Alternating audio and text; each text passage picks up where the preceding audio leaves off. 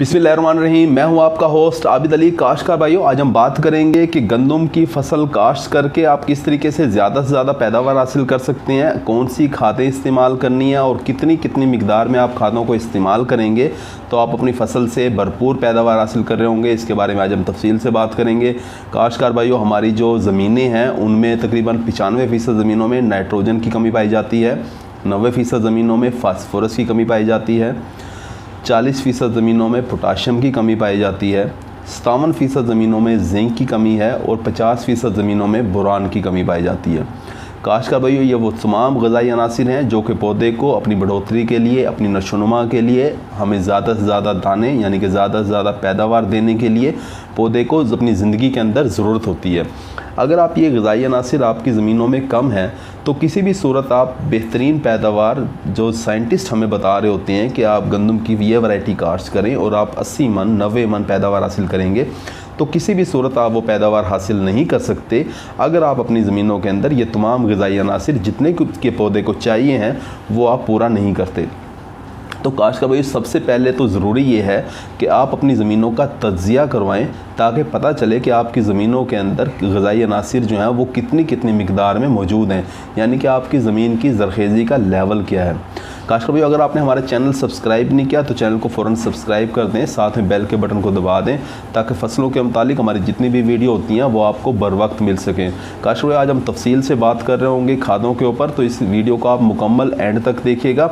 इसमें हम कुछ नई रिसर्च जो है, जो हमारे साइंसदान करते रहते हैं, जैसे कि पोटाशियम का स्प्रे या यूरिया का स्प्रे, उनके बारे में भी हम बात कर रहे होंगे।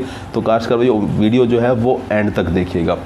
तो काश्तकार भाई, हम बात कर रहे थे कि आपने जो है सबसे पहले अपनी ज़मीन के जो है मिट्टी का तज्ज़िया करवाएं ताकि ज़मीन की ज़रख़ेज़ी का जो स्टेटस है उसका पता चल सके कि आपकी ज़मीन में कौन सी जो ग़िज़ाई अनासिर हैं, फास्फोरस कितनी मिकदार में मौजूद है, पोटाशियम कितनी मिकदार में मौजूद है, या इसके अलावा जिंक बोरान जो है वो कितनी मिकदार के अंदर मौजूद है। काश्तकार भाई, अगर आपकी ज़मीन जो है वो दरमियाने दर्जे की है, यानी कि ना बहुत ज़्यादा ज़रख़ेज़ है और ना ही बहुत ज़्यादा कमज़ोर है, तो फिर जो सिफारिशात हैं खादों के बारे में वो ये है कि आप 1.5 बोरी DAP, 1 बोरी सल्फ़ेट ऑफ पोटाश जिसे SOP कहा जाता है, पोटाश वाली खाद, और उसके साथ आधी से 1 बोरी यूरिया, इन तीनों को आप मिक्स करेंगे और ज़मीन तैयार करते वक्त आप जो है वो डाल देंगे।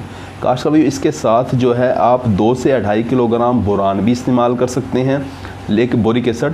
लेकिन अगर आपने पिछली फसल आपकी धान थी यानी चावल की फसल आपने काश्त की थी और आपने उसके अंदर जो है बोरान जो है वो डाला था, तो फिर कोई ज़रूरत नहीं है कि आप गंदम के अंदर बोरान डालें, क्योंकि पौधे को जो है बोरान की, जिंक की बहुत थोड़ी मिकदार में ज़रूरत होती है। अगर आपने पिछली फसल के अंदर बोरान, जिंक वगैरह डाला है तो इस फसल के अंदर आप नहीं भी डालेंगे तो कोई मसला नहीं है। काश्तकार भाइयों, इसी तरह से आप जिंक भी इस्तेमाल कर सकते हैं। 33% वाला जो जिंक सल्फ़ेट है वो आप 6 किलोग्राम फ़ी एकड़ के हिसाब से ज़मीन तैयार करते वक्त DAP, SOP वगैरह के साथ मिक्स करके आप डाल सकते हैं। काश्तकार भाई, इसके अलावा जो है जब आप पहला पानी लगा रहे हों तो आप पौनी बोरी से लेके 1 बोरी यूरिया की जब अगर आप डाल देते हो तो आप जो है अपनी गंदम की फसल की जो खुराक है वो मुकम्मल कर लेते हो। काश्तकार भाई, इसके अलावा अगर आप यूरिया नहीं डालते, अगर आप, बहुत से हमारे काश्तकार भाई हैं वो कैल्शियम अमोनियम नाइट्रेट जैसी खादें जो है, कैन गवारा जिसे कहा जाता है, वो डाल रहे होते हैं, तो वो आप तकरीबन 1.5 से 2 बोरी कैल्शियम अमोनियम नाइट्रेट खाद की डालोगे पहले पानी के साथ, तो आपकी जो खुराक है गंदम की वो पूरी हो जाएगी। अगर आप जो है वो पहले पानी के साथ यूरिया नहीं डाल सके तो आप यूरिया की जो खुराक है वो आप दूसरे पानी के साथ भी डाल सकते हैं, लेकिन आपने तीसरे पानी के साथ यूरिया वाली खादें या नाइट्रोजन वाली खादें जो हैं तीसरे पानी के साथ इस्तेमाल नहीं करना। जिस वक्त के बहुत से हमारे काश्तकार ऐसे भी हैं जब फसल गोब की हालत में होती है और वो यूरिया वगैरह जैसी खादें जो वो इस्तेमाल कर रहे होते हैं, तो काश्तकार भाइयों, आपने ऐसा बिल्कुल नहीं करना, क्योंकि इससे क्या होता है कि गंदम के गिरने के इम्कानात जो हैं वो बहुत ज़्यादा बढ़ जाते हैं। अब ये जो नाइट्रोजन, फास्फोरस, पोटाशियम है जिनकी हम बात कर रहे होते हैं, ये जो ग़िज़ाई अनासिर हैं, ये हम हमारी ज़मीनों में करते क्या है पौधे के साथ। काश्तकार भाई, जो नाइट्रोजन है ये पौधे को चाहिए होती है अपनी बढ़ोतरी के लिए, अपनी नशोनुमा के लिए। जितनी आप नाइट्रोजन डालेंगे उतनी ज़्यादा पौधे की बढ़ोतरी होगी। तो इसे आप शुरू में डाल देंगे तो उससे क्या होगा, पहले पानी के साथ जब आप डालेंगे या जब ज़मीन तैयार करते वक्त आपने डाली है तो नाइट्रोजन क्या करेगी, जो टिलरिंग है जिसे कि उर्दू में शगुफ़े कहा जाता है, यानी कि पौधों के शगुफ़े जो हैं वो ज़्यादा से ज़्यादा निकलेंगे। और यही शगुफ़े होते हैं जिनके ऊपर सिट्टा बनता है। जितने ज़्यादा सिट्टे शगुफ़े होंगे उतने ज़्यादा सिट्टे होंगे, उतने ज़्यादा दाने होंगे, उतनी ज़्यादा पैदावार होगी। तो काश्तकार भाइयों, पहले पानी के साथ जो आप 20 से 22 दिन के बाद, 25 दिन के बाद पहला पानी लगा रहे होते हैं, उसके साथ यूरिया खाद जो है वो लाजमी इस्तेमाल कर दिया करें। काश्तकार भाइयों, यूरिया खाद का, नाइट्रोजन वाली खादों का बहुत ज़्यादा इस्तेमाल जो है ये भी ठीक नहीं है। उससे क्या होता है कि ज़मीन पौधे के जो है वो गिरने के इम्कानात बढ़ जाते हैं, क्योंकि ये जो है तने को कमज़ोर कर देता है और इससे गिरने के इम्कानात बढ़ जाते हैं। काश्तकार भाई, जो पोटाशियम वाली खाद है वो क्या करती है कि दाने को मोटा करती है, दाने के अंदर वज़न आता है, बीमारियों के ख़िलाफ़ क़ुव्वत मुदाफ़त को बढ़ा देती है। यानी कि कोई बीमारी अगर, जैसे रस्ट वगैरह की बीमारी अगर फसल के ऊपर आ भी रही होंगी तो पोटाशियम वाली खाद अगर आपने इस्तेमाल किया है तो पौधा जो है वो ख़ुद से बीमारियों का मुकाबला करता है। काश्तकार भाई, इसके अलावा पोटाशियम का एक बहुत बड़ा फ़ायदा ये भी है कि अगर आप जो है वो 2-4 दिन, 5-7 दिन पौधे को जिस वक्त उसे पानी चाहिए, अगर आप उस वक्त पानी नहीं भी लगा सके तो जो पानी की खुश्की के जो असरात हैं वो पौधे के ऊपर जो है वो ज़ाहिर नहीं होने देता। यानी कि बहुत से हमारे ज़िम्मेदार भाई जो हैं वो जब आखिर में, जब मिल्किंग स्टेज के बाद जो स्टेज आ रही होती है, जो मिल्किंग स्टेज आती है उसके बाद जो है दाना जो है उनका पिचक जाता है। फिर हमारे काश्तकार भाई कह रहे होते हैं कि दाने से हवा निकल गई है। लेकिन अगर आपने पोटाशियम वाली खाद इस्तेमाल की होगी तो ये जो खुश्की के असरात हैं वो पौधे के ऊपर नहीं आने देगा। आपकी जो पैदावार है वो, दाना आपका अच्छे से बनेगा, भराई उसकी अच्छी होगी और पैदावार आपकी अच्छी आ रही होगी। काश्तकार भाई, इसके अलावा जो फास्फोरस वाली खाद है जिसे DAP आ जाती है जिसके अंदर, और नाइट्रोफास जिसके अंदर आ जाती है, ये क्या करती है कि जड़ों को लंबा करती है, तने को मजबूत करती है। जड़ें आपकी जितनी ज़्यादा लंबी होंगी, जड़ों की बढ़ोतरी जितनी ज़्यादा होगी और वो जड़ें उतनी ही ज़्यादा मजबूती के साथ ज़मीन में फ़िक्स होंगी, तो उससे क्या होगा कि पौधे के गिरने के जो इम्कानात हैं वो कम हो जाएंगे। यानी कि लॉजिंग जो है गंदम का एक बहुत बड़ा मसला है, जिसमें पूरी की पूरा जो खेत है हमारा वो गिर जाता है, तना कमज़ोर होता है, या जड़ों की सही तरह से बढ़ोतरी, नशोनुमा नहीं होती, जिससे हमारा सारा का सारा खेत गिर जाता है और तकरीबन 50% तक पैदावार की कमी हो जाती है जैसे ही गिरता है फसल हमारी। तो काश्तकार भाई, अगर आपने DAP को मुनासिब और मुतवाज़न अगर आपने DAP का इस्तेमाल किया होगा तो आपके खेत के अंदर ये गिरने वाले जो इम्कानात हैं ये कम हो जाएंगे। काश्तकार भाइयों, इसके अलावा जो है ज़मीनों का हमवार करना भी बहुत ज़रूरी है। अगर आपकी ज़मीन लेज़र लेवल नहीं है उससे भी हमारी फसल गिर जाती है, क्योंकि देखें अगर आपकी ज़मीन हमवार नहीं है, लेज़र लेवल से अगर आपने हमवार नहीं किया तो क्या होगा, जब आप पानी लगा रहे होंगे किसी तरफ जो है वो पानी ज़्यादा खड़ा होगा, किसी वक्त कम होगा, यानी कि पानी की जो यकसा तकसीम है वो नहीं होगी आपके खेत के अंदर, जिससे क्या होता है कि जो हमारी खुराक के अज्जा है, जो खाद हम डाल रहे होते हैं उससे भी जो है वो उस तरह से फ़ायदा नहीं होता। मिसाल के तौर पे, क्योंकि ये जो खाद होती है इसने भी शरबत बन के ही ज़मीन की जड़ों के ज़रिए जो है वो पौधा जज़ब करता है, जिससे वो पहले शरबत बनता है इसका। तो काश्तकार भाई, जब आप ये पानी जो लगाते हैं, अगर आपका पानी किसी जगह पर कम है, किसी जगह पर ज़्यादा है, तो उससे क्या मुराद है कि आपकी जड़ों के लिए जो शरबत है वो किसी जगह पर कम है और किसी जगह पर ज़्यादा है।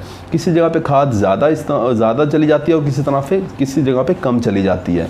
उससे क्या होता है, किसी तरफ तो ज़मीन भरपूर ताकत के साथ पौधे निकलते हैं और किसी तरफ जो है वो टुकड़ा हमारा ज़मीन का वो कमज़ोर होता है और फसल भी हमारी कमज़ोर होती है। तो काश्तकार भाइयों, पानी की यकसा तकसीम के लिए, खादों की यकसा तकसीम के लिए हमारी ज़मीनों का हमवार होना, ख़ास तौर पर लेज़र लेवल से हमवार होना बहुत ज़रूरी है। तो काश्तकार भाई, इस तरह से जो है वो खादों की अफादियत जो है वो हमारी फसलों के अंदर बढ़ जाती है। इसके अलावा जो है आप जो है वो 1.5 से 2 माह पहले, जब आपने गंदम काश्त करनी है उससे 1.5 से 2 माह पहले 2 से 3 ट्रालियाँ जो हैं वो गोबर की अच्छी तरह गली सड़ी अगर खाद आपको मिल जाती है तो वो आप डालें। उससे जो है ज़मीन का स्ट्रक्चर, ज़मीन की साख्त बेहतर हो जाती है, ज़मीन की ज़रखेज़ी बढ़ जाती है और पानी को अपने अंदर रखने की सलाहियत ज़मीन की बढ़ जाती है। तो काश्तकार भाई, आप गोबर वाली खादें डालें। कुछ हमारे ज़िम्मेदार भाई कह रहे होते हैं कि अगर हम गोबर वाली खाद इस्तेमाल करेंगे तो वो तो गलने सड़ने का अमल नहीं होता उससे। तो काशकार भाई, आप गोबर वाली खाद जब आप इस्तेमाल करते हैं, जब आप अपने खेत के अंदर गोबर वाली खाद डाल चुके हैं, तो इसकी गलने सड़ने का अमल तेज़ करने के लिए आप क्या कर सकते हैं कि आप 15 से 20 किलोग्राम यूरिया का छटा करें और उसके बाद पानी लगा दें, तो ये गोबर वाली खाद जो है बड़े अच्छे तरीके से गल सड़ जाती है। काशकार भाई, इसके अलावा जो है आप जो है वो जो है सब्ज़ खाद का इस्तेमाल भी कर सकते हैं। अगर आपकी ज़मीन गंदम काश्त करने से पहले आपकी ज़मीन फारिग है, तो आप क्या करें कि जंतर, गवारा या कोई फलीदार जो इजनास होती हैं, वो कोई भी फसल आप काश्त कर लें और उसके बाद जब वो फूल वाली स्टेज के ऊपर पहुंचने लगे, तो उस वक्त आप जो है वो रोटावेटर के साथ उसे ज़मीन के अंदर मिक्स कर दें। तो काश्तकार इस तरीके से जो है हम अपनी ज़मीन की ज़रखेज़ी जो है वो बढ़ा सकते हैं। इसके अलावा अगर आपकी ज़मीन कमज़ोर है या रेतली ज़मीन है, तो उसमें क्या होता है कि हमें पोटाशियम की कमी के असरात बहुत ज़्यादा नज़र आ रहे होते हैं, या इसके अलावा जो है नाइट्रोजन की कमी के असरात भी नज़र आ रहे होते हैं। फसल कमज़ोर नज़र आती है, फसल के अंदर पिलाहट होती है, जो कि कमज़ोरी की एक बड़ी अलामत है। उसमें आप क्या कर सकते हैं कि यूरिया का और पोटाश का स्प्रे भी कर सकते हैं। अब आपने पोटाश का स्प्रे कितना करना है और किस वक्त करना है, और यूरिया का कब करना है, तो पोटाश के आप तकरीबन 2 स्प्रे करें तो आप अच्छी पैदावार हासिल करेंगे। ये आपने ये याद रखें कि आपने पोटाश ज़मीन के अंदर भी डालनी है, और ऊपर जो है ये एक्स्ट्रा पोटाश है जो आप कमज़ोर ज़मीनों में या रेतली ज़मीनों के अंदर एक्स्ट्रा पोटाश अपनी फसल को दे रहे हैं। उसमें क्या करना है कि आपने गोब की हालत में जब फसल पहुँचे, काशकार भाई, गोब की हालत वो हालत होती है जिस वक्त के गंदम का सिटा जो है वो अभी पत्तों के अंदर लिपटा हुआ होता है, बाहर नहीं निकला होता। तना जो है वो मोटा होता है, तने का जो है वो पेट निकला हुआ होता है। उस हालत को कहते हैं गोब की हालत। तो आपने उस वक्त जो है वो पोटाशियम का स्प्रे करना है, 2% पोटाशियम का स्प्रे करना है। 2% ये स्प्रे होता है कि आपने 2 किलोग्राम पोटाशियम नाइट्रेट 100 लीटर पानी के अंदर मिक्स करके ये आप एकड़ के ऊपर स्प्रे कराओगे, तो ये आपका 2% स्प्रे होगा। काशकार भाई, आपने 2 स्प्रे करने हैं पोटाशियम के। एक आपने गोब की हालत में कर दिया, दूसरा आपने जब दाना बनना शुरू हो और मिल्किंग स्टेज के ऊपर आ जाए, दूधी हालत में आ जाए, यानी कि जब हम दाने को जब हम निकालें और उसके अंदर से दूध की तरह का पानी निकले, तो उसे कहते हैं दूधी हालत। दूसरा स्प्रे आपने पोटाशियम का उस वक्त करना है, तो आप जो है वो एक अच्छी पैदावार हासिल कर सकते हैं। काशकार भाई, इसी तरह से अगर आप यूरिया का भी स्प्रे करना चाह रहे हैं, या आपकी फसल कमज़ोर है, या आपका रेतला रकबा है, आपकी फसल के अंदर पिलाहट है, तो आप यूरिया का भी लाजमी स्प्रे करें। ये आप जो है पहला पानी लगाने के बाद आप 8 से 10 दिन के बाद आप पहला स्प्रे कर दें यूरिया का, और उसके बाद जो है आप 10 से 12 दिन के बाद फिर दूसरा भी स्प्रे कर दें। यूरिया का स्प्रे भी आप 2 से लेकर 3% तक कर सकते हैं। 2% का मतलब ये है कि 2 किलोग्राम यूरिया आपने 100 लीटर पानी के अंदर मिक्स करना है और एक एकड़ के ऊपर आपने ये स्प्रे करवा देना है। तो काशकार भाई, इस तरह से आप यूरिया के और पोटाशियम के स्प्रे भी कर सकते हैं। उम्मीद है कि वीडियो आपको अच्छी लगी होगी। अगर अच्छी लगी है तो इसे लाइक लाजमी कर दिया करें, अब दूसरे काश्तकार भाइयों से शेयर लाजमी कर दिया करें।